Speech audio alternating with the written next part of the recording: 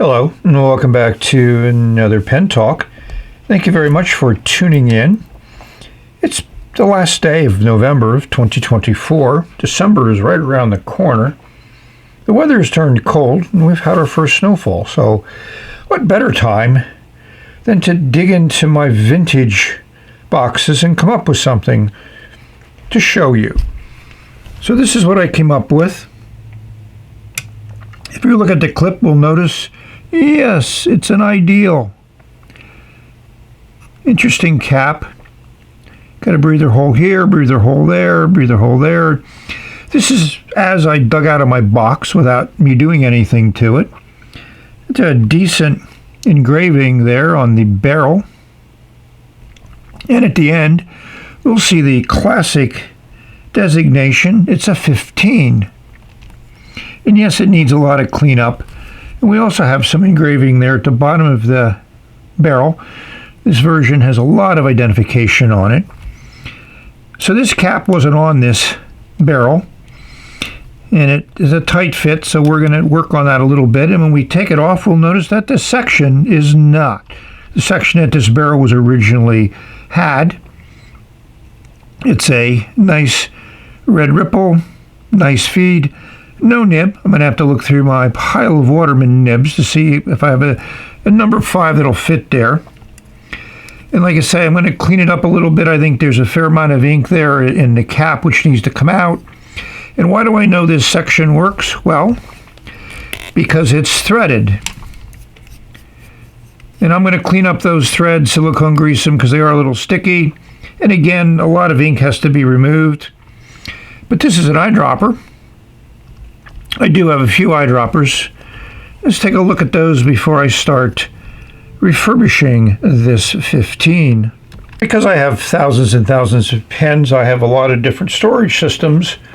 So this is my container with eyedroppers, and I've labeled it appropriately.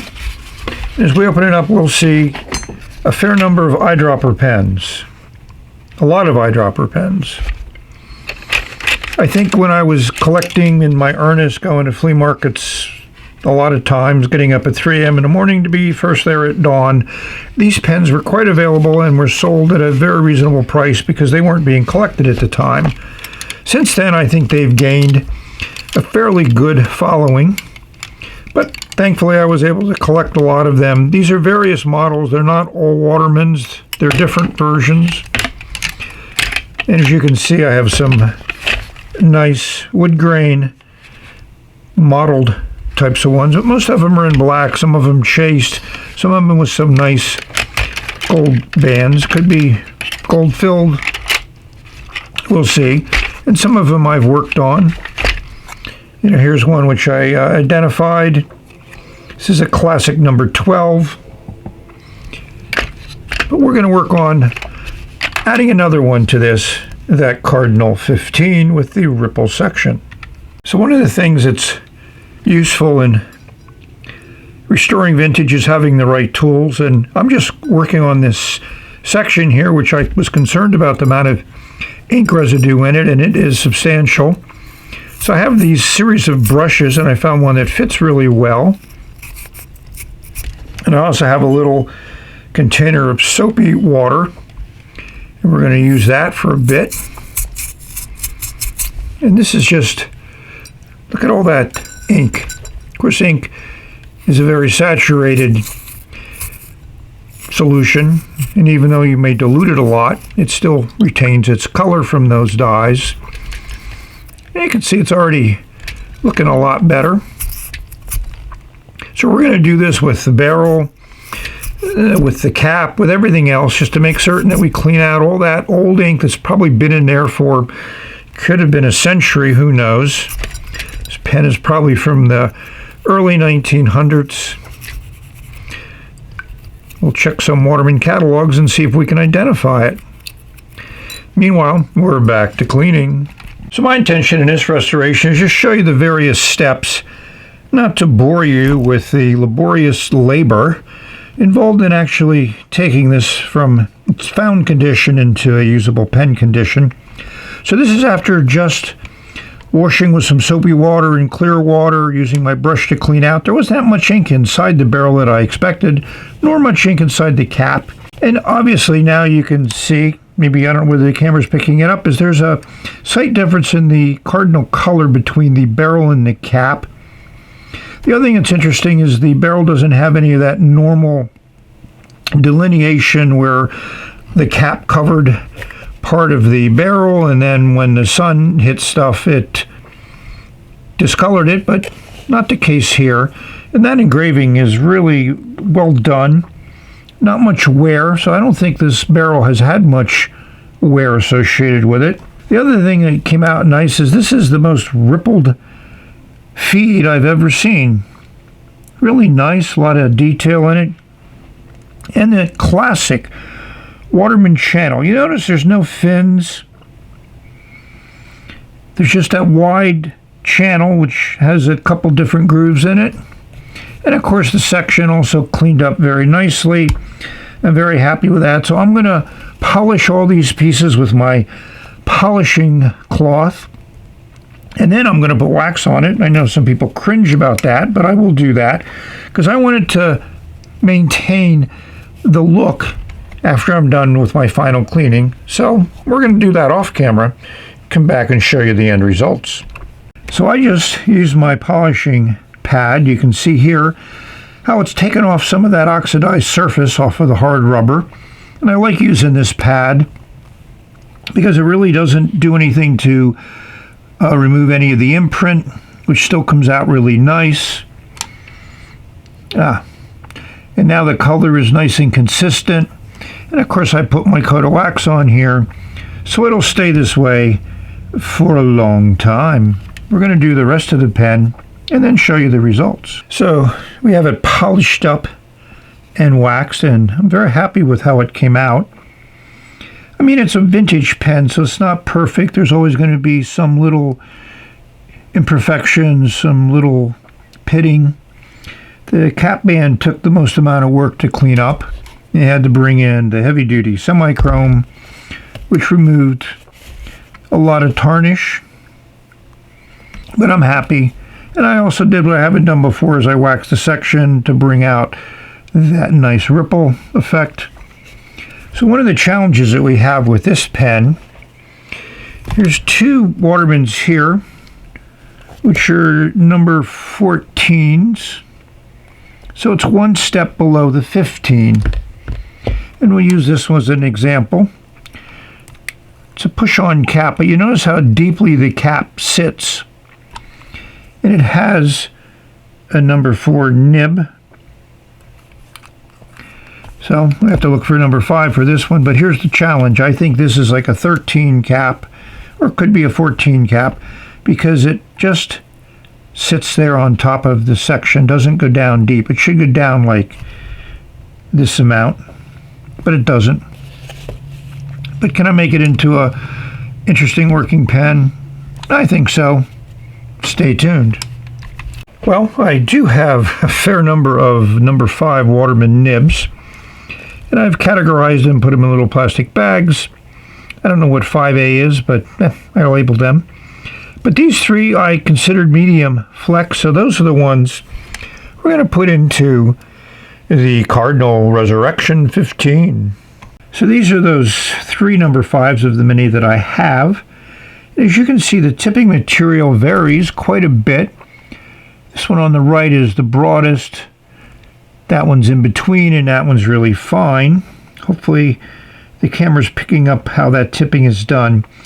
I mean, during the vintage years, Watermans made many, many varieties of their nibs, and they described them in their catalogs, but obviously when you get a nib like this, it's not marked or anything, so the only way to tell is put it in a pen and write with it, and that's what we're going to do. So the nib is now in the pen. I did my best to put it in what I think is the right position. I like to feed and to be close to the end of the nib.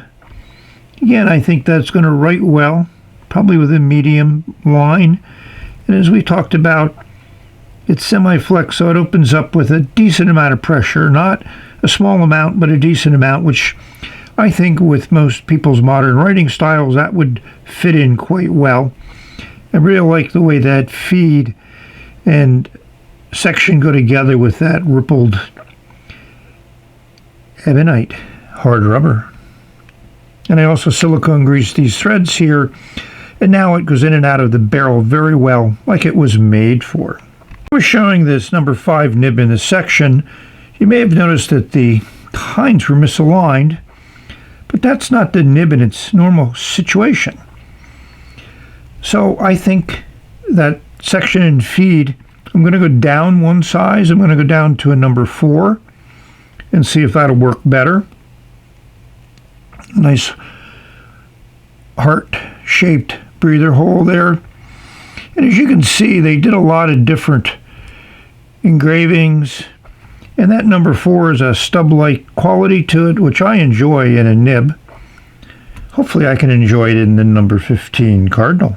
Here's the nib before inserting. As you can see, it's just sitting in the feed. And those tines are fairly nicely aligned. Not perfect. I don't think you need perfect to write with it. We'll find out. So what ink to put in the pen?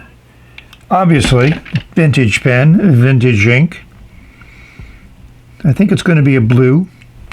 The cap came off fairly easy, and there is like almost a half a bottle full of ink.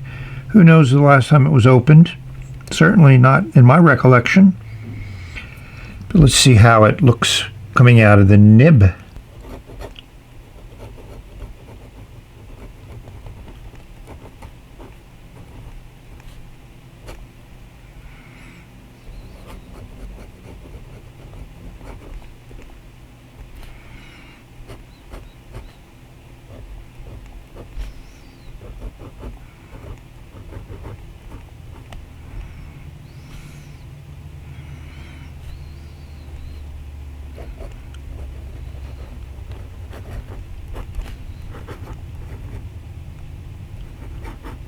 To me, this is a classic vintage nib.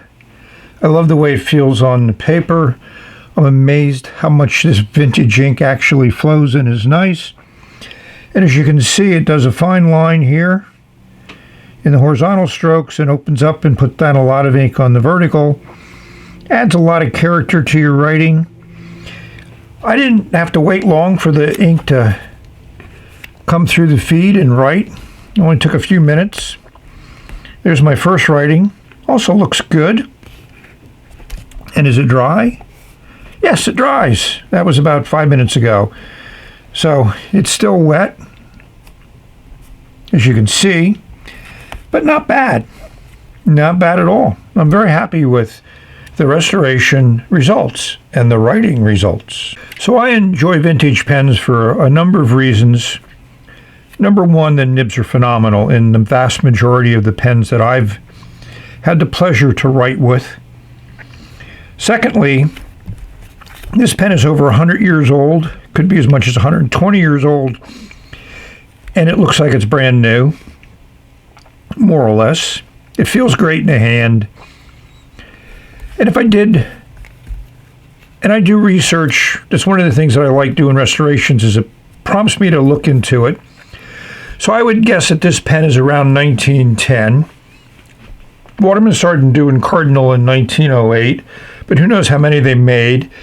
I found very little references in catalogs. Here's one, but that's a self-filler, not an eyedropper. But they made eyedroppers and self-fillers together for a number of years, from about 1908 through maybe 1918, 1920.